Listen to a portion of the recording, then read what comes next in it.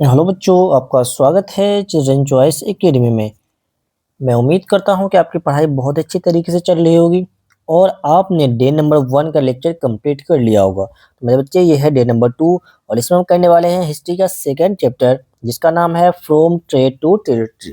चलिए फिर स्टार्ट करते हैं। बहुत ही अच्छा सा चैप्टर है, इससे बहुत ही ज़्यादा क्वेश्चन आते हैं, इसलिए इसको अच्छे से समझना है। मैंने इसमें हर वो पॉइंट इंक्लूड कर रखा है जो आपके एग्जाम के पॉइंट ऑफ व्यू से इम्पोर्टेंट है। उसके अलावा मैंने इसमें कुछ भी फालतू पॉइंट नहीं रखा है। चलिए, आज का जो हमारा टॉपिक मेरे बच्चे वो है European trades in India. First topic पढ़ेंगे, उसके बाद बैटल ऑफ प्लासी के बारे में पढ़ेंगे, then battle of Buxar, Anglo Mysore war, Anglo Maratha war, subsidy alliance क्या था, डॉक्ट्रिन ऑफ लैप्स क्या है, इससे क्वेश्चन कई बार बन चुके हैं ऑलरेडी, रेगुलेटिंग एक्ट क्या है, पीट्स एक्ट क्या है। इन सबको आज के इस लेक्चर में कंप्लीट करने वाले हैं। चलिए देखते हैं इंट्रोडक्शन से। जैसे कि आप जानते हो कि इस चैप्टर का जो चैप्टर शुरुआत करते हैं इंट्रोडक्शन से ही करते हैं। तो इंट्रोडक्शन में क्या कहता है, in 18th century the East India Company come India for trade not for political control. तो कुछ सिंपल सा है कि देखो, जो ईस्ट इंडिया कंपनी है वो कब आया था, 18th सेंचुरी में आया था। और वो क्यों आया था मेरे भाई, वो यहाँ पे ट्रेड करने के लिए आया था। यहाँ पे उसका कोई पॉलिटिकल कंट्रोल वगैरह का कोई मकसद नहीं था। सिंपल सा आया, भाई साहब चलो ट्रेड वगैरह करते हैं, क्योंकि आपको पता है यहाँ से वो सामान वगैरह लेकर जाते थे और यूरोप में बहुत ही महंगे दाम में वो बेचा करते थे। एक चीज मैं आपको थोड़ा सा क्लियर कर दूं मेरे दोस्त। देखो, मैंने आपको कल बताया था, आपका जो हिस्ट्री है उसको 3 पार्ट में, कल मैंने बताया 3 पार्ट में डिवाइड है। एक है आपका क्या है, एंशियंट हिस्ट्री, दूसरा है आपका मिडाइवल हिस्ट्री, और तीसरा है आपका मॉडर्न हिस्ट्री। तो मेरे दोस्त, मैंने वहां पे ये भी बताया था, जो मॉडर्न हिस्ट्री है वो किसको मार के करता है, वो मार के करता है ब्रिटिश पीरियड को। तो इस चैप्टर में क्या आपका जो क्लास 8th का सिलेबस गिवन है उसके अंदर कंप्लीट मॉडर्न हिस्ट्री ही पढ़ते हैं। ठीक है, तो ये आपको चल रहा है मेरे भाई, ये कौन सा मॉडर्न हिस्ट्री चल रही है आपको पता होना चाहिए, इसलिए मैंने बताया था इंट्रोडक्शन के लिए। देखो, आपके एग्जाम में अगर क्वेश्चन आया है, बताओ यूरोपियन एग्जाम मतलब कि इंडिया में कब आया था, तो 18th सेंचुरी में आया था। याद हो गया आपको कब आया था, 18th सेंचुरी। क्यों आया था वहां पे, क्यों आया था इंडिया के अंदर, वो बस ट्रेड करने के मकसद से आया था। उसका कोई पॉलिटिकल कंट्रोल के यहाँ पे कोई रीजन नहीं था। लेकिन धीरे धीरे धीरे धीरे उसने क्या टेरिटरी पे कंट्रोल करना स्टार्ट कर दिया। उसका ब्रिटिश क्या बन गया मेरे भाई, रूलर बन गया इंडिया का। उसके बाद इस ये चैप्टर में इसको एक्सप्लेन करने वाले हैं, इसी चीज को इस चैप्टर में पढ़ेंगे कि ब्रिटिश ने ईस्ट इंडिया कंपनी, मतलब कि British east India Company rule India के अंदर कैसे आया। ठीक है, वो सारा चीज को पढ़ने वाले हैं। चलिए देखते हैं। डिक्लाइन ऑफ मुगल, यहाँ से स्टार्ट आपको पता है। सबसे पहले एंशियंट हिस्ट्री, उसके बाद मेडाइवल हिस्ट्री। मेडाइवल हिस्ट्री में जो होता है मुस्लिम शासन था, और मुस्लिम शासन का जो सबसे लास्ट शासन कहलाता है वो होता है मुगल एम्पायर। ठीक है, मुगल एम्पायर। और ये इसके अंदर, अब जब देखो मुगल एम्पायर था और मुगल एम्पायर डिक्लाइन होगा और आपका ईस्ट इंडिया कंपनी बढ़ता जाएगा। इस तरीके से हम यहाँ पे समझेंगे। तो इसका आपके बुक में गिवन है, औरंगजेब जो डाइड मतलब कब मरा था, ये 1761 में इनका डेथ हो गया था। ये जो था लास्ट पावरफुल मुगल एम्पायर। आपसे एग्जाम में क्या पूछा जाएगा, बताओ मुगल एम्पायर का लास्ट पावरफुल राजा कौन था, तो आप क्या बोलेंगे, औरंगजेब था। इनकी डेथ कब हुई थी मेरे दोस्त, इनकी डेथ हुई थी 1707 में। जब इसका डेथ हो गया, मतलब जब ये सब देखो लास्ट मतलब यही पावरफुल था, इसके बाद जो भी आया था उतना ज्यादा पावरफुल वगैरह नहीं था। जब इसका डेथ हुआ तो इसके जो सूबेदार वगैरह थे, जो इसके गवर्नर वगैरह थे, ठीक है, तो उन्होंने अपने अपने जगह पे जहां जहां वो रहा हुआ करते थे वहां छोटा छोटा अपना उन्होंने किंगडम बना लिया, मतलब कि अपना वहां पे शासन स्टार्ट कर दिया। मतलब ये देखो, ये मान के चलते हैं, एक एग्जाम्पल है, मान के चलो ये पूरा इंडिया है। ठीक है, इसमें अभी मुगल के पूरा मतलब मुगल का पूरा राज चल रहा है। लेकिन जब औरंगजेब का डेथ हो गया तो यहाँ पे जो लोग जमींदार थे या जो पावरफुल थे, यहाँ के मतलब जो सूबेदार थे, यहाँ के जो सूबेदार थे, इन्होंने अपने अपने जगह पे जहाँ जहाँ पे जो सूबेदार थे बोला भाई यहाँ पे अब मेरा शासन चलेगा, क्योंकि जो मुगल एम्पायर जो था पावरफुल उसका डेथ हो चुका था, अब यहाँ पे मैं राज करूंगा। उसी तरीके से हर जगह जहाँ पे मतलब कोई ज्यादा जमींदार था, जो था ताकतवर था, जिसको था होता उस समय तो जमींदार था मतलब ताकतवर, तो जमींदार ही था। तो जहाँ पे जो जमींदार था उन्होंने वहां पे अपना रूल शासन स्टार्ट कर दिया। तो कुछ इस तरीके से हुआ, कब, इसके मौत के बाद, औरंगजेब के मौत के बाद। पता होना चाहिए आपको। अब एक और आपको नाम याद होना चाहिए, बहादुर शाह जफर। इनके देखो, इनको बारे में इसको क्या कहा जाता है, इनको बोला जाता है सिंबॉलिक, है ना, सिंबॉलिक एम्पायर। आपसे पूछा जाएगा बताओ सिंबॉलिक मुगल एम्पायर कौन था, आप क्या बोलेंगे, बहादुर शाह जफर। और इसके बारे में हम पढ़ने वाले हैं डिटेल में, कहाँ पे, रिवोल्ट ऑफ 1857, इसको डिटेल में पढ़ेंगे। तो फिलहाल इस स्लाइड से आपको क्या याद होना चाहिए कि औरंगजेब का डेथ कब हुआ था, मेरे साथ बोलो, 1707 में। लास्ट पावरफुल मुगल रूलर कौन था मेरे दोस्त, औरंगजेब था। औरंगजेब के देश होने के बाद क्या होने लगा, जो रीजनल जो गवर्नर वगैरह थे उन्होंने अपने अपने रीजन पे अपना अपना साम्राज्य स्टार्ट करने लगा, और यहाँ पे दिल्ली के जो शासन हुआ करता वो खत्म होने लगा धीरे धीरे। ठीक, तो इतना से इस कुछ स्लाइड से आपको क्वेश्चन बनने वाला है। अब देखते हैं यूरोपियन ट्रेड इन इंडिया। मैंने आपको बताया अभी जो ईस्ट इंडिया कंपनी था वो कब आया था, 1600 ईस्वी में आया, तो मतलब 1600 में आया था। अब यहाँ पे देखो एक रानी का नाम आपको याद रखना है जो ब्रिटेन की क्वीन थी, क्वीन एलिजाबेथ फर्स्ट। ध्यान रखना फर्स्ट और सेकेंड भी थी, लेकिन आपको याद रखना फर्स्ट, क्वीन एलिजाबेथ फर्स्ट।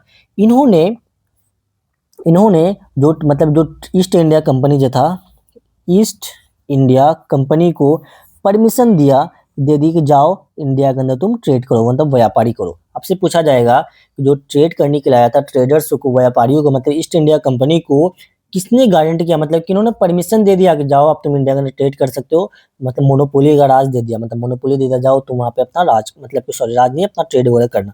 किसने दिया था मेरे भाई, क्वीन एलिजाबेथ ने दिया था। ठीक है, अब जो यूरोपियन आए थे इंडिया के अंदर, इसका मेन गोल क्या था वो पता होना चाहिए आपको। मेन यहाँ सिंपल सा गोल था, आपको पता है कि इंडिया के अंदर सामान वगैरह वो लोग सस्ता में खरीदते थे और जाके यूरोप में हाई प्राइस में बेच दिया करते थे। इस वजह से यहाँ पे वो ट्रेड क्या करते थे, समझ में आया, इंडिया के अंदर सस्ता में खरीदता था और यूरोप में जाकर हाई क्वालिटी हाई दाम में बेच दिया था, इससे क्या होने लगा, उसको फायदा होने लगा। और यहाँ पे देखो इंडिया के अंदर ऐसा नहीं था कि सिर्फ ब्रिटिश आए थे, इसके अंदर यहाँ पे बहुत सारे पुर्तगीज वगैरह भी आए थे, डच आए थे, फ्रेंच आए थे, ये सब लोग भी यहाँ पे आए थे इंडिया के अंदर। आपसे पूछा जाता बताओ तो वास्को ड गामा इंडिया के अंदर कब आया था, तो कब आया था मेरे भाई, 1498 ईस्वी में आया था। चलिए देखते हैं नेक्स्ट स्लाइड में। यहाँ पे देखो establishment of east India company, इसका कैसे मतलब एस्टेब्लिशमेंट हुआ, तो भैया ऑलरेडी मैंने बताया। किसने किसने गारंटी किया था मेरे भाई, क्वीन एलिजाबेथ फर्स्ट ने दिया था, कब, 1600 ईस्वी में दिया था, जाओ ट्रेड करो ईस्ट इंडिया कंपनी को। ठीक, अब यहाँ पे ध्यान क्या रखने की बात है कि जब ईस्ट इंडिया कंपनी आया तब से पूछा था बताओ इन्होंने अपना फैक्ट्रीज कहाँ कहाँ पे लगाया। फैक्ट्रीज सबसे पहला फैक्ट्रीज का लगा था सूरत में, याद रखना फर्स्ट फैक्ट्री सूरत। डायरेक्ट एग्जाम में पूछेगा बताओ फर्स्ट फैक्ट्री कहाँ पे इन्होंने लगाया था, आप बोलेंगे सूरत बोलेंगे, तो ये आप स्टार पॉइंट लगा सकते हैं इसको। उसके बाद अब मद्रास में लगाया, देन मुंबई में, देन कोलकाता में, तो आपको याद रखना सूरत। ठीक है, सूरत से डायरेक्ट क्वेश्चन इसका यहीं से बनेगा जहाँ मैंने स्टार पॉइंट लगा दिया। चलिए देखते हैं यहाँ पे। अब देखो जब ये लोग यहाँ पे आए थे, मैंने आपको क्या बताया कि जब ब्रिटिश तो यहाँ पे मतलब इंग्लिश आया, उसके बाद यहाँ पे ऑलरेडी फ्रांस वगैरह भी थे, यहाँ पे पुर्तगीज वगैरह भी थे, कुछ डच वगैरह भी थे, मतलब अलग अलग यूरोपियन पावर यहाँ पे ऑलरेडी अब पहुंच चुके थे। तो इन्होंने क्या करना है, देखो अब यूरोपियन ने भाई सब अपने आप को मतलब होता है ना कि मैं बेस्ट हूँ, मैं बेस्ट हूँ, मैं बेस्ट हूँ। आप सब में भी जैसे स्कूल वगैरह में पढ़ रहे हो तो सब फर्स्ट आने की कोशिश करते हैं, सब सेकंड आने की कोशिश करते हैं। तो यहाँ पे भी ये लोग सोचा करते थे भाई मैं बेस्ट हूँ तो मैं बेस्ट हूँ, कुछ ऐसा रीजन था। और इसके अंदर जो मेन पावर था भाई, एक तो ब्रिटिश था, एक फ्रांस, फ्रांस से अच्छा खासा पावर था। तो होने क्या लगा, इन दोनों के आपस में बीच में लड़ाई होने लगी बहुत ज्यादा। तो इंडिया के अंदर फ्रांसीस भी थे और ब्रिटेन भी थे, और ये तो यहाँ भाई इनके देशों में आपस में लड़ाई होने लगे। अगर वहां पे इसके देश में जब लड़ाई स्टार्ट हो जाएगी तो देखो यहाँ पे मैं देखो एक तो यहाँ पे ब्रिटिश के लोग यहाँ भी हैं और यहाँ पे भी है, और मान लेते हैं ये इंडिया है, तो इंडिया के अंदर भी ब्रिटिश के लोग आ चुके हैं, फ्रांस के लोग भी आ चुके हैं। तो अगर भाई यहाँ पे लड़ाई होगा तो यहाँ पे भी नॉर्मल सी बात है, लड़ाई होगा ही होगा। ठीक है, तो क्या होने लगा, इन दोनों के बीच में लड़ाई होने लगा, उसी वॉर को नाम दिया गया है कार्नेटिक वॉर। तो आपसे क्या पूछा जाता है ये समझो, मेन आप ज्यादा डिटेल नहीं समझना, बस इतना जान लो कि कार्नेटिक वॉर कहाँ हुआ था, साउथ इंडिया में हुआ था। कब से कब तक हुआ था मेरे दोस्त, 1746 से लेके 1763 तक हुआ था। आपसे डायरेक्ट पूछा गया बताओ कब से कब, तो डेट आपके एग्जाम के लिए बहुत ज्यादा बेनिफिशियल है, इसलिए आप डेट याद रखना।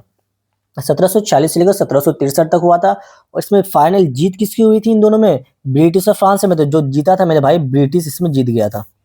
ठीक है, ब्रिटिश क्या हुआ था, जीता। जब ब्रिटिश जीता तो ये मोस्ट पावरफुल यूरोपियन फोर्स बन गया। आपको पता है ये सारे के सारे यूरोपियन है, और ये मेन तो टक्कर इन दोनों में था। यहाँ पे ब्रिटिश जीत चुका, ये हार चुका है। जब भाई ब्रिटिश जीता तो यूरोपियन का जो था क्या हुआ मेरे भाई, पावरफुल शासन बन गया, कौन, ब्रिटिश। तो आपको समझ में आया कार्नेटिक, देखो यहाँ मैंने ऑलरेडी लिख कर लाया, कार्नेटिक वॉर किसके किसके बीच में हुआ था, जल्दी से बोलो मेरे साथ, जल्दी बोलो, ब्रिटिश और फ्रांस के बीच में हुआ था। कितनी कार्नेटिक वार हुए थे टोटल, कार्नेटिक वार 3 हुए थे। इसमें देखो टेरिटरी वगैरह भी है, लेकिन उसको आपको याद करने की जरूरत है नहीं, वो आपके एग्जाम में आएगा भी नहीं। तो आपको टोटल पूछता बताओ टोटल कितने कार्नेटिक वार हुए थे, तो 3 हुए थे। कब से कब तक हुआ था, 1746 से लेकर 1763 तक हुआ था। और इसमें फाइनली कौन जीता था मेरे भाई, ब्रिटिश जीता था। जब ब्रिटिश जीता तो जो फ्रांस पावर था वो डिक्लाइन हो गया इंडिया के अंदर, मतलब कि अब यहाँ पे कोई भी यूरोपियन पावर टक्कर देने वाला नहीं था किसको, ब्रिटिश को। जो भी टक्कर देने वाला था एक फ्रांस था, तो उसको भी उन्होंने हरा दिया। तो कौन बचा, सिर्फ ब्रिटिश बचा। समझ में आया। कर्नाटिक वार किसके बीच में हुआ, ब्रिटिश एंड फ्रांस। कितने हुए थे टोटल, 3 वार हुए थे। कब से कब तक हुए थे, 1740 से लेकर 1763। कौन जीता फाइनली, ब्रिटिश जीता। ब्रिटिश जीता तो क्या हुआ, फ्रांस का पावर लॉस हो गया, मतलब डिक्लाइन हो गया।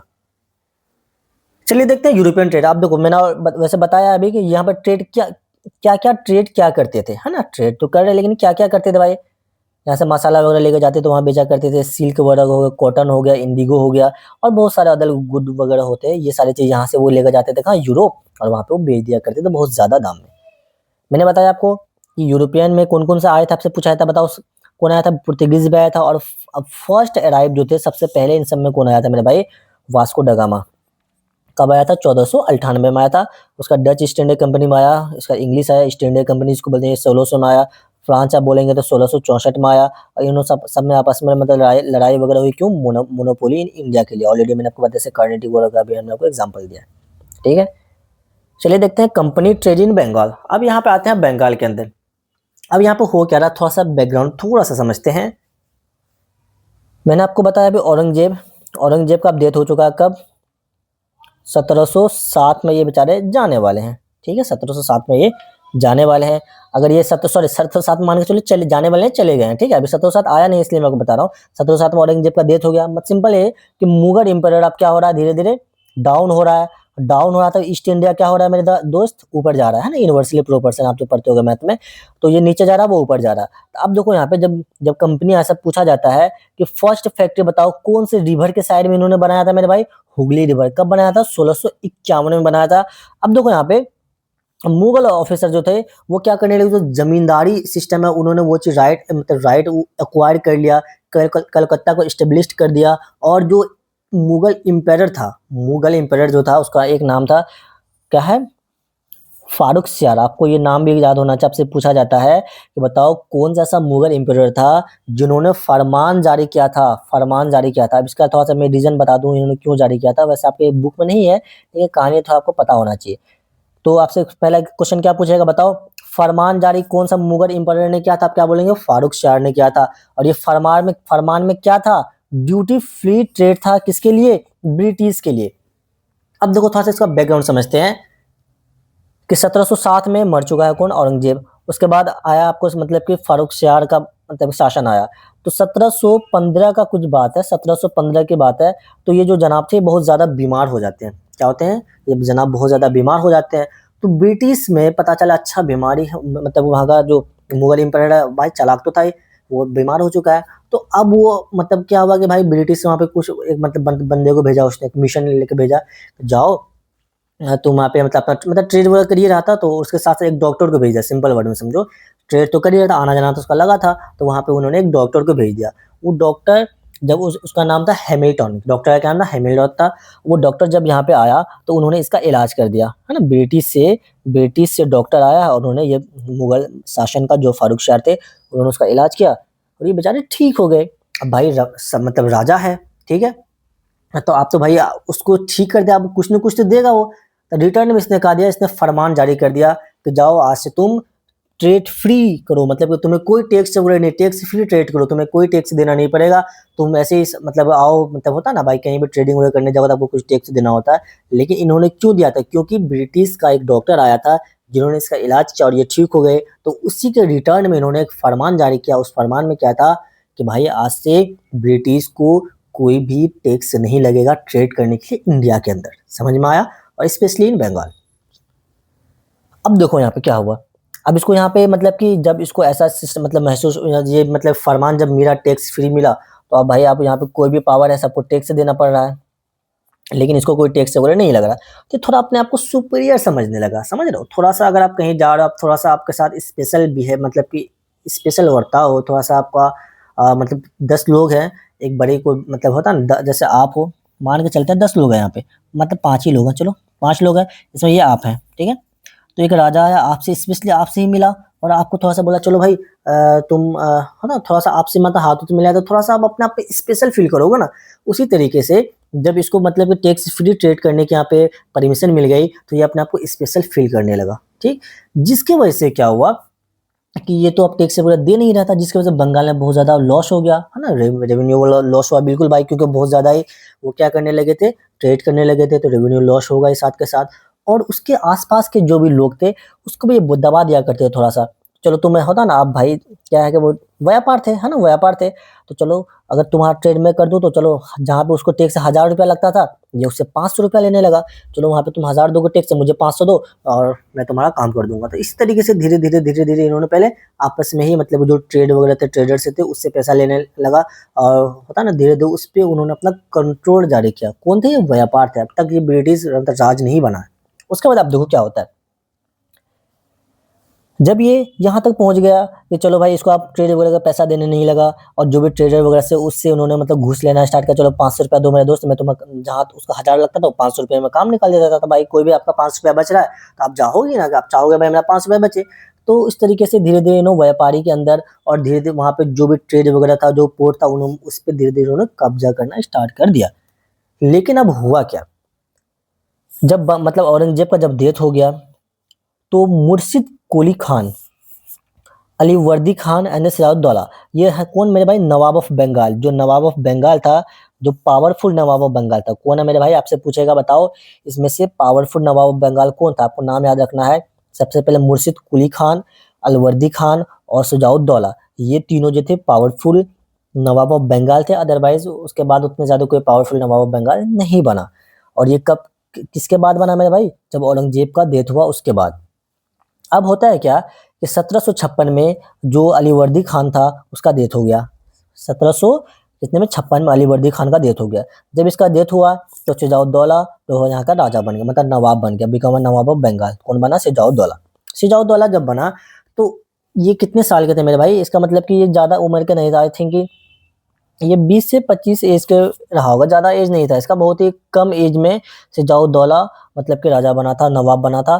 तो ब्रिटिश को अब क्या लगने लगा, मतलब जो ब्रिटिश था मतलब बंगाल में ही था, उसको अब लगने लगा यार कि चलो ये तो ज़्यादा एज का मतलब बंदा है नहीं, इसको ज़्यादा कुछ एक्सपीरियंस वगैरह है नहीं, तो क्या करेंगे अब धीरे-धीरे अपना यहाँ पे शासन स्टार्ट करेंगे। तो ऐसा कुछ सोचने लगा, तो फिर उन्होंने क्या करने लगा, जो ब्रिटिश क्या फोर्टिफिकेशन करने लगा। मतलब आप देखो जैसे फ्रांस हो गया और उसके बाद ये ब्रिटिश हो गया, तो ये दोनों आपस में क्या करने लगे, अपना फोर्ट मतलब किला वगैरह बनाने लगे छोटा-छोटा। यहाँ पे अपना ये किला बना लिया।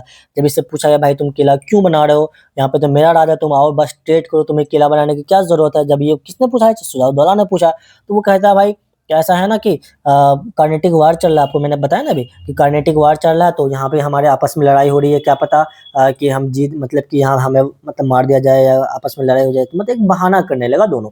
फिर उसका सिराजुद्दौला ने क्या कहा उसे कि तुम मेरे राज में हो, तुम दोनों में से किसी को कोई भी नुकसान नहीं होगा। अगर फ्रांस ब्रिटिश पे वार करता है, अगर फ्रांस ब्रिटिश पे वार करता है तो मैं इसको मतलब मिटा दूँगा यहाँ से। अगर तुम इस पे वार करते हो तो मैं तुम्हें मिटा दूँगा। तो ऐसा-ऐसा कुछ बातें हुई, तो फ्रांस बेचारा मान गया ना, ये मान गया चलो ठीक है भाई, आप बोल रहे हो तो मैं फोर्टिफिकेशन नहीं करूँ, तो इन्होंने अपना वॉल वगैरह को क्या कर दिया, गिरा दिया।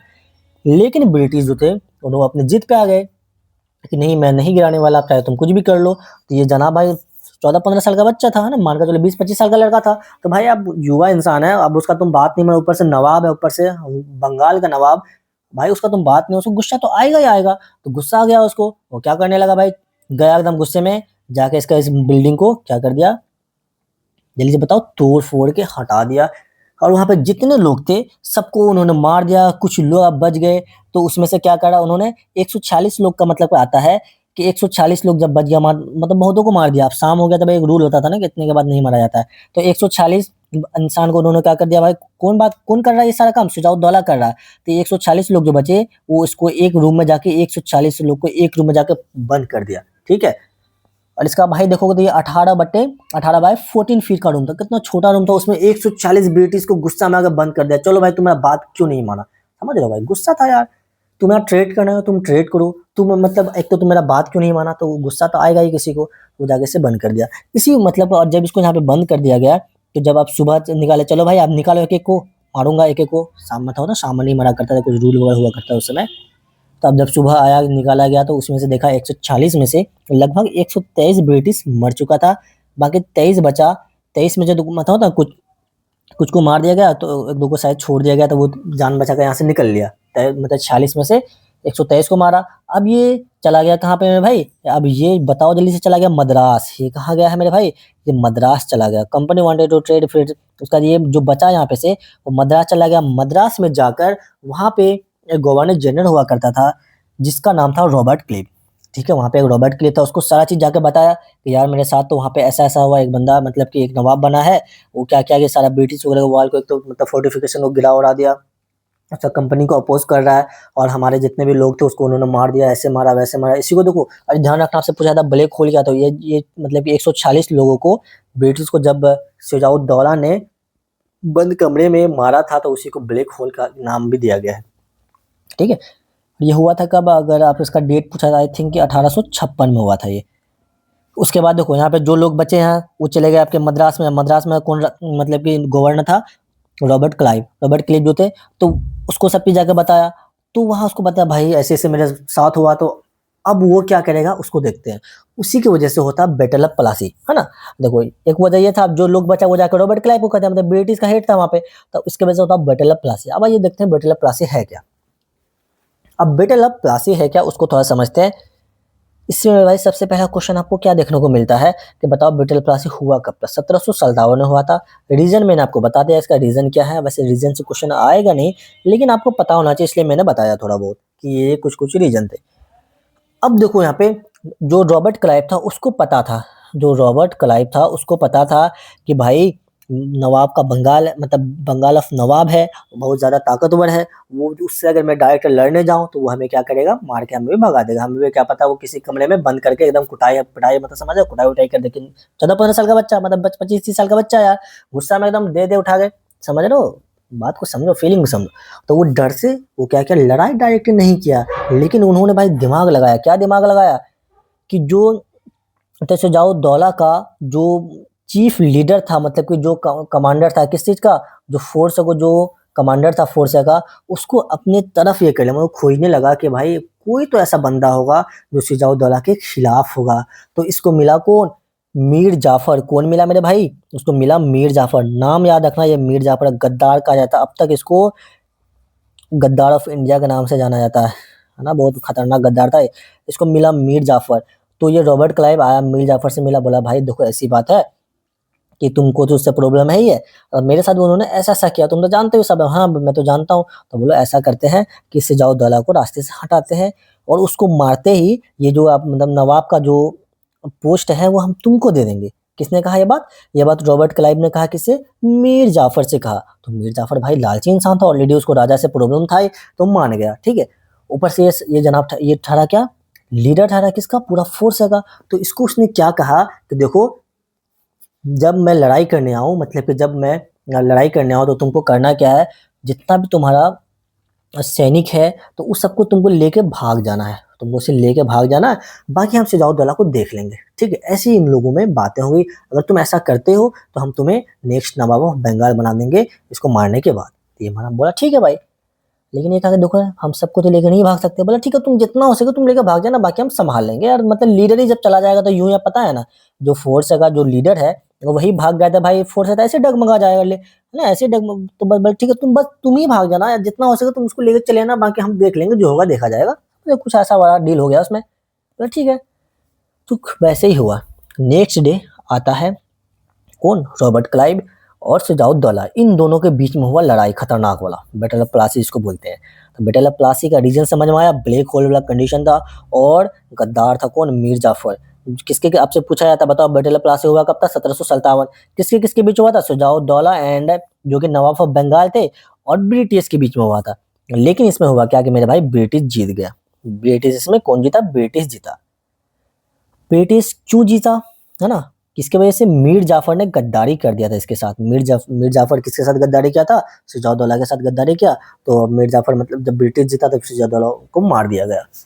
अब देखो काउस में ऑलरेडी मैंने बता दिया कि आपसे पूछता, बताओ बैटल ऑफ प्लासी का क्या क्या काउस था। फोर्टिफिकेशन हो रहा था जिसको इन्होंने रोक दिया। कंपनी वांटेड मोर ट्रेड, मतलब इसका भी रीजन था। उसका बाद जो मीर जाफर थे वो गद्दार है ना, क्या मीर जाफर गद्दारी की वजह से ये चीज मतलब हरा, अदरवाइज इसको हराना उतना मुश्किल ही नहीं, नामुमकिन था, समझ लो। ये सब वजह था कुछ। उसके बाद मेरे भाई जब मतलब कि ब्रिटिश अब जीता, तो उसने अपने वादा के अकॉर्डिंग किसको मतलब कि नवाब बना दिया, मीर जाफर को बना दिया नवाब। आपसे पूछा जाता है बैटल ऑफ प्लासी के बाद नवाब किसको बनाया था ब्रिटिश, आप क्या बोलेंगे, मीर जाफर को इन्होंने नवाब बना दिया था बंगाल का। तो समझ में आया चीज। और उसके बाद जब इसको नवाब बना था भाई, ये तो कठपुतला बन गया इसका भाई, अब इसको जो बोलेगा तो वही चीज को करना होगा। तो यहीं पे company gain political power in Bengal. अब जो ईस्ट इंडिया कंपनी था, यहीं से अब उसका तो शासन स्टार्ट हुआ। आपसे पूछता है कि ब्रिटिश का शासन स्टार्ट कौन से युद्ध के बाद हुआ है, आप क्या बोलेंगे, बैटल ऑफ प्लासी। और कहाँ पे हुआ, बंगाल के अंदर हुआ था। अब आते हैं देखो मीर जाफर। अब भाई अब वो होने क्या लगा देखो, तो जब मीर जाफर इससे मतलब राजा मतलब कि नवाब बना, तो इससे बहुत ज्यादा कर वगैरह वसूल, मतलब इससे बहुत ज्यादा पैसा लिया लिया जाता था। इससे जो दिल करे भाई, आज मेरे को ये चाहिए तो भाई मीर जाफर उसको देना है, जो मांगे उसको देना है। तो लेकिन वो क्या किया, थोड़ा सा प्रोटेस्ट किया। फिर जैसे ही उसने प्रोटेस्ट किया, उसको रिप्लेस कर दिया, चल भाई तू हट जा, तो तू मेरे लायक नहीं है, तू चल चल तू चला जा, जल्दी जल्दी से जा यहाँ पे। तो किसको राजा फिर नवाब बना दिया, मीर कासिम बोला, अरे सर मेरे को बना दीजिए, इसका शायद दामाद था, कि मेरे को बना दीजिए, मैं आप जो बोलोगे मैं करूंगा। तो मीर कासिम को उसने बना दिया। लेकिन जब मीर कासिम जब नवाब बना, तो ये थोड़ा सा मतलब अपना थोड़ा सा दिमाग लगाया यार कि ये तो हमें लूटा जा रहा है। तो इन्होंने कहा क्या, इन्होंने कंप्लेन किया उसके खिलाफ कि भाई तुम इतना ज्यादा लूटा, अब मैं तुम्हें पैसे वगैरह कुछ नहीं दूंगा, ठीक है। तुम मेरे को से मतलब कुछ भी मांगोगे मैं नहीं दूंगा, नहीं दूंगा तो नहीं दूंगा। जब ऐसी वाली बात आ गई, फिर हो गया बैटल ऑफ बक्सर। समझ में आया। बैटल ऑफ प्लासी क्यों हुआ, शुजाउद्दौला की वजह से। मतलब उन्होंने मतलब उसकी वजह से क्या, उन्होंने मतलब सही काम किया भाई। यहाँ पे मतलब शुजाउद्दौला ने क्या किया था, फोर्टिफिकेशन को पूरा मतलब बर्बाद वगैरह कर दिया था ना, बहुत मार मारा था, होता ना, ब्लैक होल में जाकर पैक कर दिया था कमरा में ब्रिटिश फोर्स की वजह से। बैटल ऑफ प्लासी हुआ। उसके बाद फिर हुआ बैटल ऑफ बक्सर हुआ। बैटल ऑफ बक्सर कब हुआ, मीर कासिम के रहने में। मीर कासिम ने इनकार कर दिया था क्या देने से, पैसा वगैरह देने से, उन्हें गिफ्ट वगैरह देने से उन्हें इनकार कर दिया। ठीक, तो एक चीज देखो, इसको समझते हैं बैटल बक्सर क्या। उससे अब देखो ये हुआ था कब, 1764 में। उससे पहले मैं थोड़ा सा आपको बता दूं, एक वर्ड आता है आपका एग्जाम बुक में दिया हुआ नोब से। ये होता है क्या, सिंपली अब मैंने आपको बताया अभी कि जब बैटल ऑफ प्लासी हुआ, तो जो मीर जाफर वहां का जब नवाब बना, तो उससे क्या लिया जाता मेरे भाई, उससे था मुंह मांगे पैसे, जो दिल करे मांग लो, उससे वो देने को हाजिर है। बस कहने के लिए नवाब था, बट हाँ ना, अंदर में किसके था, ब्रिटिश के अंदर था। उसके बाद देखो इसमें ये नोब से क्या है कि जो official gain land wealth and power from Bengal, मतलब जो यहाँ पे मतलब कि ईस्ट इंडिया कंपनी का जो भी यहाँ पे मेन लीडर वगैरह था, या जो भी व्यापार था, वो सब क्या क्या करते थे, यहाँ से जमीन वगैरह लेकर मतलब कि लेते थे बेच बाच के, अच्छा खासा पैसा मतलब होता ना। नवाब से आया है नोब, नवाब कहाँ से है? नोब से आया है। उसके बाद यहाँ से मतलब बहुत ज्यादा पावरफुल, बहुत ज्यादा पैसा वाले बनकर यहाँ से जाते थे अपने ईस्ट इंडिया को, वहाँ बोलता भाई देखो मैं तो ये हूँ, मैं एकदम अपने आप को शो करते थे कि मैं बहुत पैसा वाला बन गया, तो उसको नोब से कहते हैं सिंपली। अब आते हैं बैटल ऑफ बक्सर हुआ था कब, देखो बैटल ऑफ बक्सर आपसे पूछा था, डायरेक्ट पूछा था, बताओ ये कब हुआ था, आप क्या बोलोगे, 1764 में हुआ था। किसके किसके बीच हुआ था भाई, ब्रिटिश के बीच में हुआ था। और ब्रिटिश का उस वक्त लीडर कौन था, हेक्टो मोनरो। और बैटल ऑफ प्लासी में कौन था भाई, लीडर कौन था, जल्दी से बोलेंगे। अरे क्या बताया अभी, रॉबर्ट क्लाइव बोल सकता हूँ। रॉबर्ट क्लाइव यहाँ पे इसका लीडर था ब्रिटिश का। लेकिन आपसे पूछेगा बक्सर में जो मतलब लीडर था ब्रिटिश का, वो कौन था, हेक्टर मुनरो। और combined force of Mir Qasim, Shujauddaula and Shah Alam second, ये तीनों से मतलब ये तीनों एक साथ और ब्रिटिश एक साथ, मतलब कि इन दोनों के बीच में लड़ाई हुई थी। एक तरफ कौन था, ब्रिटिश था, और दूसरा तरफ कौन था, मीर कासिम था जो कि नवाब ऑफ बंगाल है, शुजाउद्दौला जो नवाब ऑफ अवध है, और मतलब मुगल एम्पायर का राजा जो कि शाह आलम सेकंड आ चुका था अब तक। तो इन सब के बीच में हुआ था कौन, बैटल ऑफ बक्सर। तो डायरेक्ट पूछता बताओ इसमें जीता कौन था भाई, इसमें जो जीत हुई थी, इसमें जीत हुई थी आपकी ब्रिटिश की जीत हुई थी। और इसके जीतने के बाद एक टेरिटरी हुआ था जिसको कहा जाता है टेरिटरी ऑफ इलाहाबाद। आपसे पूछा जाता है, मुझे ये बताएंगे टेरिटरी ऑफ इलाहाबाद कब हुआ था, कौन से बैटल के बाद हुआ था। अब क्या बोलोगे, बैटल ऑफ बक्सर के बाद हुआ था टेरिटरी ऑफ इलाहाबाद, ठीक है। कब साइन किया गया था, 1765 में। 1764 में बैटल ऑफ बक्सर हुआ और 1765 में इलाहाबाद हुआ।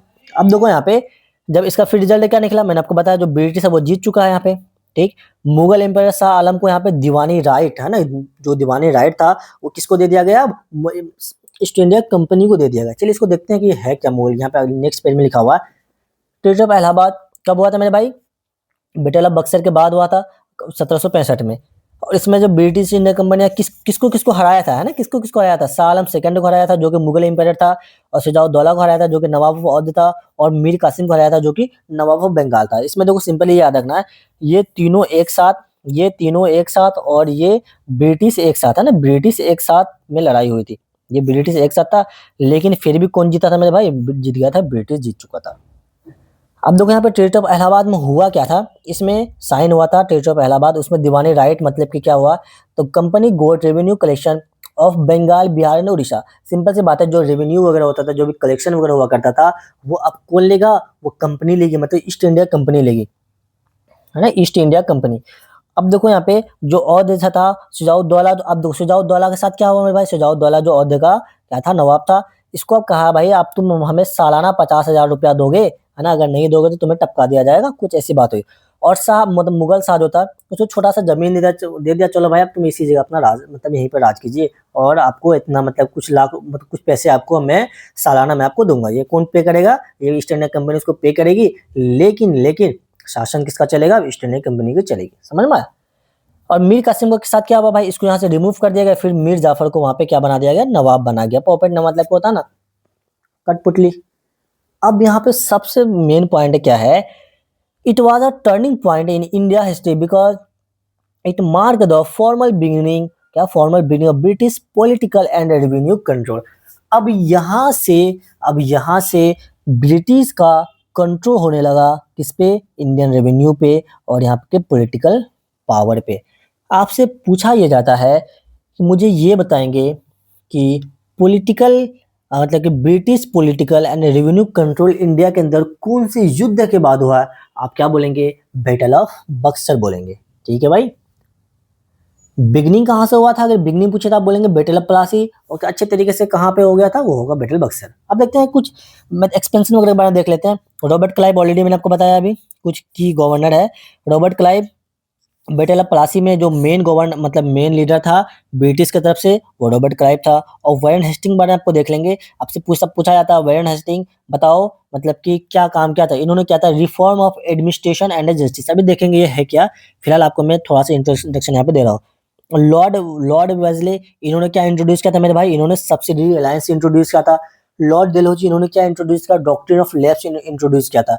इन सबसे मेरे दोस्त क्वेश्चन आए हुए हैं, ये तो डायरेक्ट आपसे नाम से क्वेश्चन आता है, ये सारा क्वेश्चन आ चुका ऑलरेडी, और आपको फिर से एग्जाम में आने की पॉसिबिलिटी है। देखो लॉर्ड डेलहौजी से क्वेश्चन आ चुका है, तो आपसे यहाँ पे क्वेश्चन आने की पॉसिबिलिटी है। प्लीज इसे अभी कभी नोट डाउन कर लीजिए, ये सारे नेम बहुत ही इंपॉर्टेंट है, ये आपके एनसीईआरटी के ही है, 8th क्लास के ही है, मैंने आपको सबको एक साथ यहाँ पे लिख दिया है। अब समझते हैं सब्सिडी अलायंस है क्या। सब्सिडी अलायंस समझते हैं, सिंपल सा है। सबसे पहले आपसे क्वेश्चन क्या पूछता है बताओ, सब्सिडी अलायंस को इंट्रोड्यूस किसने किया था? क्या बोलोगे? मैं ऑलरेडी मैंने इसीलिए देखो यहाँ पे सारा नाम मैं एक जगह दे दिया हूँ, Robert Clive, Warren Hastings, Lord Wellesley and Lord Dalhousie. अब देखो यहाँ पे सब्सिडी अलायंस है क्या, इसको सबसे पहले पूछता है बताओ इंट्रोड्यूस किसने किया था? तो लॉर्ड वेस्ली ने किया था। इसमें था क्या मेरे दोस्त? इसमें सिंपली क्या था, Indian ruler had to keep British troops in their state and pay their maintenance. They could not make alliance with other ruler without British permission. If their ruler failed to pay part of, तो देखो simple सा बात ये समझो, इसमें क्या shine हुआ था, इसने कहा था भाई कि तुम मतलब कि तुम कोई भी अलायंस वगैरह मतलब कोई रूल वगैरह नहीं ला सकते हो विदाउट द परमिशन। तुम भी कोई भी आप मतलब होता ना अपनी तरफ से कुछ भी तुम फरमान जारी नहीं कर सकते हो, कोई भी तुम लॉ नहीं बना सकते हो बगैर किसके पूछे हो? ब्रिटिश से पूछा। आपको कुछ भी करना है तो पहले तुम ब्रिटिश से पूछोगे, उसके बाद तब तुम जारी कर सकते हो। और साथ के साथ क्या था कि तुमको कुछ पैसे पे करने होंगे ब्रिटिश को, हर मतलब होता है ना सालाना के अकॉर्डिंग आपको इतने पैसे पे करने होंगे। अगर आप पैसे पे नहीं कर सकोगे, आपका जो शासन होगा वो मेरे अंदर आ जाएगा, उसको मैं हैंडल करूंगा। समझ में आया? सिंपल सी बात है, ठीक है, ये था इस। लेकिन आपसे क्वेश्चन क्या पूछेगा भाई, इसको किसने इंट्रोड्यूस किया था? सेकंड आया था डॉक्ट्रिन ऑफ लैप्स। इसमें देखो क्या था, इसमें आपसे पहला क्वेश्चन यही पूछा जाता, बताओ किसने इंट्रोड्यूस किया था मेरे भाई? लॉर्ड डेलहौजी। और ये कब से कब तक रहा? 1848 से लेकर 1856 तक। और ये कब से कब तक रहा? इसमें आपको चलो डेट छोड़ दो इसका। और इसमें देखो डॉक्ट्रिन ऑफ लैप्स में हुआ क्या था, इसमें सिंपली क्या था डॉक्ट्रिन ऑफ लैप्स में? इसमें ये है कि if a ruler died without a natural death heir his kingdom. Simple है, देखो अगर यहाँ पे इसमें देखो क्या हुआ था कि डॉक्टर प्लेप्स में अगर कोई भी राजा है, अगर उसका डेथ हो गया है ना, अगर उसका डेथ हो गया और उसको मतलब शासन को संभालने के लिए उसका कोई बेटा नहीं है है ना, कोई उसका बेटा वगैरह नहीं है, तो वो जो शासन होगा वो किसका हो जाएगा मेरे दोस्त, वो हो जाएगा ब्रिटिश का। सिंपल वर्ड में समझ लो। इससे जैसे का झांसी का रानी आपने देखा होगा, तो इसका एग्जाम्पल है, कुछ नागपुर है, उदयपुर है, सतारा है, ये सारा कुछ एग्जाम्पल है, ये आप देख सकते हैं। लेकिन इसमें सिंपल ये याद रखना मेन आपको इंपॉर्टेंट है कि बताओ ये किसने लाया था, लॉर्ड डलहौजी ने लाया था। ये क्वेश्चन ऑलरेडी आपके एग्जाम में पूछा जा चुका है। अब देखें रेजिस्टेंस अगेंस्ट ब्रिटिश, क्या क्या इसके अगेंस्ट था। Many Indian rulers and people resistant, मतलब बहुत सारा भाई इंडियन रूरल थे, पीपल से थे, जो कि इसको रेसिस्ट कर रहे थे, इसके खिलाफ जा रहे थे, इससे लड़ाई कर रहे थे, बगावत कर रहे थे, इसके खिलाफ विरोध कर रहे थे। अब उसी को देखेंगे। सबसे पहला आपका नाम आता है हैदर अली यानी टीपू सुल्तान, जो कि fought of Mysore against the British Anglo Mysore war. Tipu Sultan was killed in 1799 at, अभी देखो इसको देखना है अच्छे से, ये आप बस देख लो। अब सबसे पहले देखते हैं एंग्लो मैसूर वार है क्या। देखो एंग्लो मैसूर वार में अगर मैं आपको बताऊं कि इसमें आपको क्या याद रखना है, तो वो सारे पॉइंट एक ही स्लाइड में आपके लिए इंक्लूडेड है। इससे ज्यादा क्वेश्चन नहीं आएगा, और इससे इससे क्वेश्चन एक दो बार आ चुका है। सबसे पहला क्वेश्चन ये पूछा जाता है, बताओ एंग्लो मैसूर वार कब से कब तक हुआ। याद रखना है 1767 से लेकर 1799 तक हुआ। किसके किसके बीच हुआ, बिटवीन पूछिए, बताओ किसके किसके बीच हुआ था। क्या बोलोगे, ब्रिटिश ईस्ट इंडिया कंपनी और मैसूर, मैसूर में कौन थे, हैदर अली और टीपू सुल्तान, इन दोनों के बीच में हुआ था। मतलब ब्रिटिश और मैसूर के बीच में जो हुआ वॉर, उसको हम एंग्लो मैसूर वार के नाम से जानते हैं। टोटल कितने एंग्लो मैसूर वार हुए थे आपसे पूछा था, टोटल 4 हुए थे। का डेट इसका ऑलरेडी मैंने बताया 1767 से लेकर 1799। आपसे ये पूछा जाता है, मुझे मेरे दोस्त ये बता दो कि टीपू सुल्तान का डेथ कब हुआ था। कौन से, आपको पता फोर्थ, चार चार वॉर हुए, तो कौन से वॉर में टीपू सुल्तान का डेथ हुआ था। क्या बोलोगे, फोर्थ एंग्लो मैसूर वॉर में टीपू सुल्तान का डेथ हुआ था। कब, 1799 में। और कहाँ पे हुआ था, श्री तंगापुर, है ना। अब यहाँ पे एक चीज और देखो, जब मतलब कि टीपू सुल्तान का जब डेथ हुआ, तो टीपू सुल्तान को क्या कहा था, Mysore of tiger, tiger of Mysore, है ना, या मैसूर, टाइगर ऑफ मैसूर, ये क्वेश्चन में आया हुआ है। इसको अभी कभी याद कर लो। टीपू सुल्तान को ना टाइगर ऑफ मैसूर के नाम से वो फेमस है। अब जब टीपू सुल्तान का डेथ हुआ, तो मेरे भाई क्या होने लगा, after his death British control, मतलब होता है ना, ब्रिटिश साउथ इंडिया के अंदर भी फैलने लगा बहुत ज्यादा। जो भी इसको रोकने वाले थे वो तो भाई जा चुके हैं बेचारे। लड़ाई क्या है, इतना कितना, तो 67 से लेकर 99 ईयर्स, लगभग देखा जाए तो 30 साल के करीब, है ना, 30 साल के करीब करीब ये युद्ध चला था। सोचो कितना खतरनाक युद्ध चला, इतना दिन तक लड़ाई करते करते जब डेथ हुआ, तो फिर उसके बाद क्या होने लगा, ब्रिटिश कंट्रोल करने लगा कौन, साउथ इंडिया को। उसके बाद एक वॉर और है आपका एंग्लो मैसूर वॉर, है ना, एंग्लो मैसूर वॉर। इसमें अगर आप देखेंगे मेरे भाई, इसमें क्या हुआ था, तो जो ये सॉरी मराठास वार, इसमें क्या हुआ था, जो सबसे पहले क्वेश्चन आपको याद रखना है कि मराठा को डिवाइड कब कर दिया गया था भाई, थर्ड बैटल ऑफ पानीपत के बाद मराठा डिवाइड हो गया था, मतलब मराठा अलग हो गया था। तो इसमें फिर वार हुए, तो कुछ फर्स्ट वार हुआ था कब, बस याद रख लेना, 1782 में हुआ था। सेकंड कब हुआ था, ये 1803 से लेकर 500 तक चला था। फिर थर्ड मराठा वार कब हुआ था, 1807 से लेकर 19 तक चला था। इसमें कौन सा टेरिटरी हुआ था मेरे भाई, सबई हुआ था टेरिटरी। इसके अंदर उड़ीसा ने टेरिटरी, जो नॉर्थ जमुना हुआ था। इसमें मराठास पावर कब क्रश हो गया था, खत्म हो गया था, याद रखो, ये चीज मेन इंपॉर्टेंट है यहाँ पे, ये है एक ये टेरिटरी, ये दो पॉइंट आपको याद रखना है। तो बताओ टेरिटरी ऑफ सेविलिंग क्या, सलबई, सलबई कब हुआ था, फर्स्ट एंग्लो मराठा वार में हुआ था। और कब हुआ था, 1782। मराठा पावर कब क्रश हो गया था, मतलब कब खत्म हो गया था, पेशवा को रिमूव कब कर दिया गया था, थर्ड मराठा वार में इसको रिमूव कर दिया गया था, जो कि कब से कब तक चला था, 17 से 19 तक, मतलब 2 साल ये चला था लगभग। आइए देखते हैं एडमिनिस्ट्रेटिव कंट्रोल। अरे भाई ये थोड़ा सा ना गड़बड़ हो गया, मैं थोड़ा सा सेट कर दूं, 1 मिनट दो मेरे दोस्त। बहुत मेहनत लगती है नोट्स वगैरह बनाने में, है ना, सब चीज मैं खुद ही करता हूँ ना। अब देखिए एडमिनिस्ट्रेटिव कंट्रोल क्या है, आपको देखो मैंने ऑलरेडी बताया, बैटल ऑफ प्लासी हो चुका है, बैटल ऑफ बक्सर हो चुका है। इन दोनों के बाद जो मतलब कि ईस्ट इंडिया कंपनी है वो अब रूल करने लगा। तो समझ में आया, रूल करना, रूल स्टार्ट कब किया मेरे भाई, बैटल ऑफ प्लासी के बाद। और मतलब कि बहुत ज्यादा ही पावरफुल कब बनने लगा, पावरफुल कब हुआ, बैटल ऑफ बक्सर के बाद। जब उसका बैटल ऑफ बक्सर में जब वो जीता भाई, अब जो मुगल जो इंडिया का सबसे बड़ा शासन था उस वक्त, मुगल एम्पायर, उसको जब उन्होंने डिक्लाइन कर दिया, उन्हीं को जब उसने हरा दिया, तो उसके अंदर कॉन्फिडेंस आता है, फिर उन्होंने अपना राज स्टार्ट कर दिया। जब राज स्टार्ट कर दिया, अब थोड़ा सा वो एडमिनिस्ट्रेटिव कंट्रोल करना चाहेगा, है ना, क्या क्या सब वही देखते हैं। तो after victory the company become the real ruler, जब ये सब ऑलरेडी वही मैंने बताया, जब वो जीता, तो अब ये बन चुका है यहाँ पे रियल रूलर ऑफ इंडिया। कौन बना, अब तक ये इंडिया ही मतलब कंपनी ही बना है, अभी कोई ब्रिटिश के कोई मतलब कि लीडर वगैरह नहीं आए, जो कंपनी ईस्ट इंडिया कंपनी था वही ये सारा काम कर रहा है। तो ब्रिटिश पार्लियामेंट पास, अब देखो यहाँ पे जब यहाँ पे कंपनी बना, ठीक है, जब ये कंपनी बना तो क्या होने लगा भाई, तो क्या था, व्यापार थे, व्यापार, इसको थोड़ी ना पता है कि भाई कंपनी के मतलब कि रूल कैसे किया जाता है, उसको बस व्यापार करने आता है। तो उन्होंने बहुत सारा शोषण करना स्टार्ट, उनको बस पैसे मतलब कि फायदा से मतलब था, कहाँ क्या हो रहा है, किसका नुकसान हो रहा है, किसका फायदा हो रहा है, उससे कुछ मसला नहीं था, उसको बस अपना फायदा चाहिए था। और इसकी वजह से बहुत सारा जब यहाँ, और यहाँ पे जो लोग आते थे अमीर बन के चले जाते थे, तो ब्रिटिश में भाई अरे यार आखिर इंडिया में ऐसा हो क्या रहा है, लोग वहां जाते हैं अमीर बन के आते हैं। तो वहाँ की जो मतलब कि जो राजा वगैरह थे, उन्होंने कुछ लोगों को भेजा, जाओ यार देखो हो क्या रहा है। तो जब यहाँ पे आया देखा, अरे भाई यहाँ तो अलग ही मसला हुआ है। कुछ लोग आए, पूछने लगा यार ये बताओ ईस्ट इंडिया कंपनी यहाँ पे आके इतना ज्यादा अमीर कैसे बन रहा है। बोला ईस्ट इंडिया कंपनी जो व्यापार, अरे अमीर नहीं भाई, वो तो शासन कर रहा था। भाई शॉक्ड हो गया लोग, अरे यार वो तो ट्रेड करने आया था, यहाँ शासन करना स्टार्ट करते और हमें बताया तक नहीं। तो फिर जाकर राजा को बताया भाई ऐसी ऐसी बात है, आप जिसे ट्रेड करने के लिए भेजे थे वो अब क्या करने लगा है, वो अब वहां पे शासन करने लगा है। तो फिर क्या हुआ, फिर कुछ ऐसा होता है उसको देखते हैं। फिर वहाँ पे वो रानी वगैरह ने मतलब राजा वगैरह क्या करने लगे मेरे भाई, वहाँ से वो मतलब एक्ट बना के भेजने लगे। तो सबसे पहला जो एक्ट, और वो एक्ट आता कहाँ से, ब्रिटिश से आता था इंडिया के अंदर। और उस एक्ट का कौन यूज क्या करता था भाई, ब्रिटिश ईस्ट इंडिया कंपनी पे के लिए आता था। वो ब्रिटिश ईस्ट इंडिया कंपनी, जो ईस्ट इंडिया कंपनी थी, वो उस एक्ट के अकॉर्डिंग यहाँ पे काम क्या करते थे। तो सबसे पहला आपसे पूछता है, सबसे पहला एक्ट कौन सा आया था भाई, रेगुलेटिंग एक्ट आया था 1773 में। उसके बाद आया था पीस इंडिया एक्ट आया था 1764 में।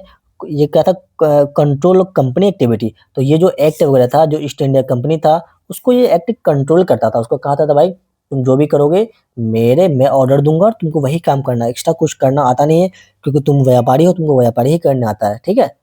The post of the governor general was created. देखो फिर यहाँ पे पोस्ट वगैरह क्रिएट किया गया है, सुपरवाइजर मतलब क्रिएट, मतलब बहुत सारी चीज यहाँ पे फिर क्रिएट वगैरह किया गया था। तो उसको भी डिटेल में नहीं पढ़ना, आप चलिए देखते हैं रेगुलेटिंग एक्ट है क्या। तो रेगुलेटिंग एक्ट में जब आप देखोगे मेरे दोस्त, इसमें आपको सिंपली क्या याद रखना है, भाई ये क्या हो गया। अब देखो यहाँ पे रेगुलेटिंग एक्ट क्या था, आपसे पूछा जाता है first step by British parliament to regulate the East India Company rule in. बताओ फर्स्ट स्टेप ब्रिटिश पार्लियामेंट ने क्या लिया था ईस्ट इंडिया कंपनी को रेगुलेट करने के लिए, कौन सा एक्ट लाया था उसके लिए। तो आप क्या बोलेंगे, रेगुलेटिंग एक्ट लाया था। जैसे देखो गैस सिलेंडर होता है, उसमें रेगुलेट होता है, वो क्या होता है भाई, उसके अकॉर्डिंग तुम गैस को मतलब खोल मतलब बंद कर सकते हो, और उसे ओपन कर सकते हो, गैस को कम बेस कर सकते हो। एक रेगुलेटर होता है। वही तो मतलब इसमें इस एक्ट में सिंपल क्या था, तुम तो शासन करोगे, ईस्ट इंडिया कंपनी को कहा तुम शासन करो इंडिया में, कोई दिक्कत नहीं है, लेकिन तुमको रेगुलेट कौन करेगा, ब्रिटिश पार्लियामेंट करेगा, है ना। मैं जब जैसा बोलूंगा तुमको वैसा करना होगा। तो वही पूछता फर्स्ट कौन सा था भाई, रेगुलेटिंग एक्ट था। अब यहाँ पे देखो जब ये रेगुलेटिंग एक्ट है तो इसमें आपसे पूछा था बताओ कौन सा एक्ट में गवर्नर जनरल ऑफ बंगाल का पोस्ट बनाया गया था। तो कौन सा एक्ट में बनाया गया था, रेगुलेटिंग एक्ट में बनाया गया था, ध्यान रखना है। गवर्नर जनरल ऑफ बंगाल का मतलब किससे बनाया था, रेगुलेटिंग एक्ट में। पूछा जाता है कि बताओ first governor general of Bengal कौन थे, तो कौन थे मेरे भाई, वेरन हेस्टिंग थे, वेरन हेस्टिंग। अब यहाँ पे देखेंगे एक चीज और स्टेब्लिश हुआ था किसके अंदर, रेगुलेटिंग एक्ट के अंदर। सुप्रीम कोर्ट भी बनाया गया था, कहाँ, कोलकाता में बनाया गया था 1764 में। और governor of Bengal and Madras were subordinate to Bengal. जो मतलब गवर्नर थे कौन, बंगाल के, और मद्रास को उसको किसके साथ जो मिला दिया गया था, मतलब कि बंगाल के साथ मिलाया गया था। बम्बई कहेगा भाई तुम दोनों, तो तुमको अब ये मतलब बंगाल का जो था ये तुमको ऑर्डर देगा, तुम उसके अकॉर्डिंग तुम काम करोगे। तो सिंपली रेगुलेटिंग एक्ट जो क्या था, एक बार मैं फिर से याद करवा दूं, कब आया था, 1773 में आया था।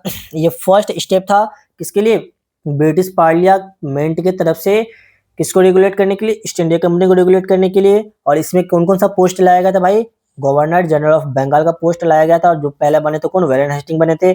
और इसी रेगुलेटिंग एक्ट में कहा गया भाई वहां पे एक सुप्रीम कोर्ट बनेगा, कहाँ पे, कोलकाता के अंदर 1764 में बनाया गया। और जो जो बम्बई था और जो मद्रास था उसको सबऑर्डिनेट कर दिया गया किसके लिए, बंगाल में।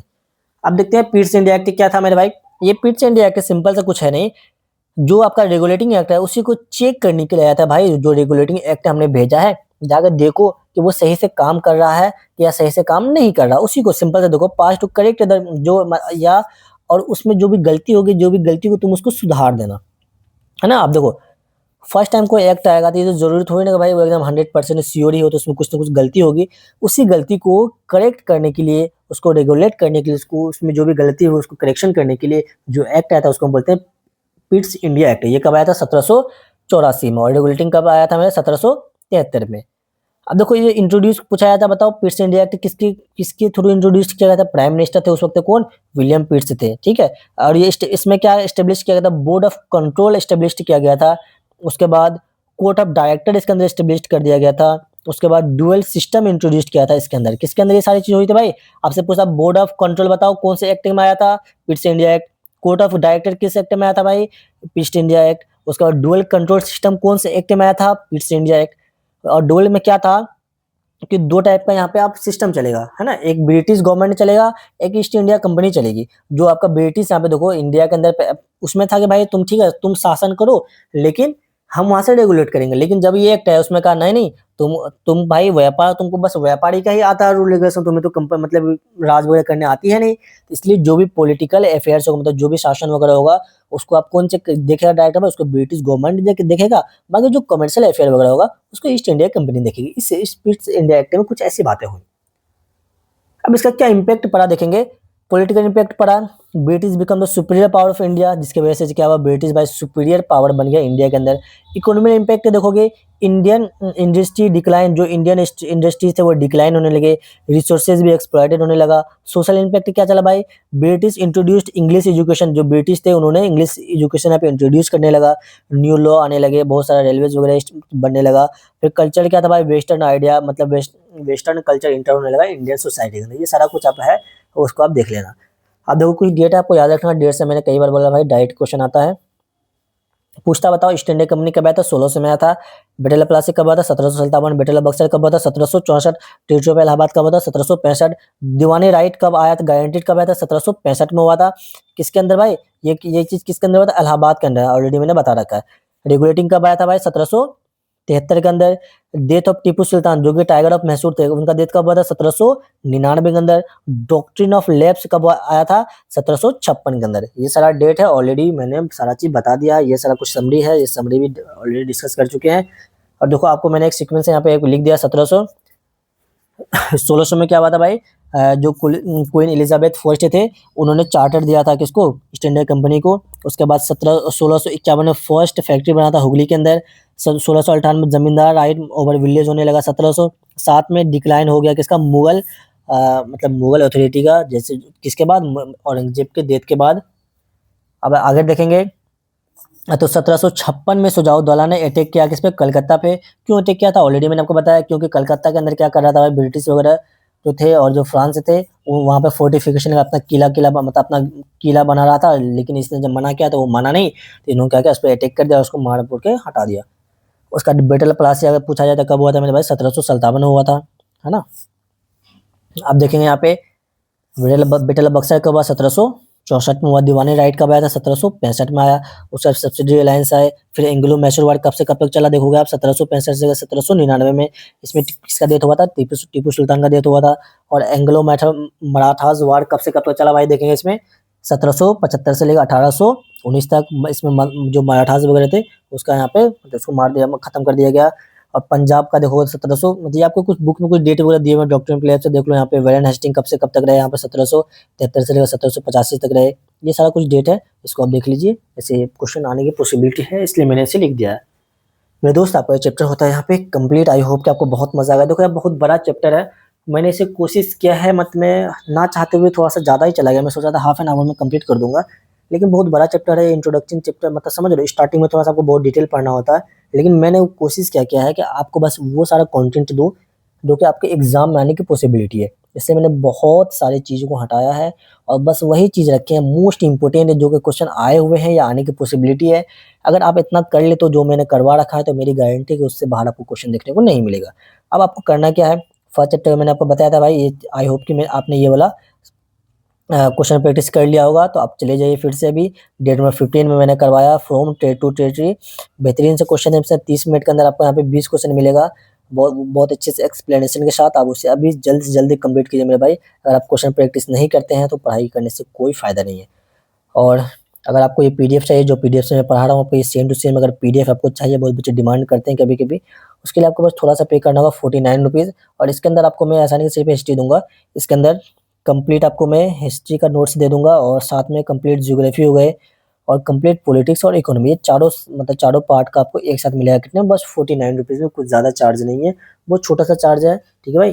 तो उसके लिए आपको करना क्या होगा, आप ये व्हाट्सएप नंबर गिवन है, आप मुझे यहाँ पे मैसेज कर देना अपना नाम के साथ, आपको कौन-सा नोट्स चाहिए, वो आप मैसेज कर दीजिएगा, मैं आपको वहाँ पे मतलब कि पीडीएफ को मैं शेयर कर दूँगा। एंड वीडियो अगर पसंद आए जैसे आप सब्सक्राइब कीजिए, अपने दोस्तों से ज़रूर शेयर करना यार, लाइक ज़रूर करना और कमेंट करके ज़रूर बताना आपको कैसा लगा। बहुत बड़ा चैप्टर है, मैंने कोशिश किया कि इसे कम से कम टाइम में से मैं कंप्लीट कर सकूँ। एंड मेरी गारंटी है इससे बाहर आपको क्वेश्चन देखने को मिलेगा नहीं। Thank you so much for watching this video. मिलते हैं फिर नेक्स्ट लेक्चर में, तब तक के लिए ओके बाय, अपना ख्याल रखो, अच्छे से बस पढ़ाई करते रहिए।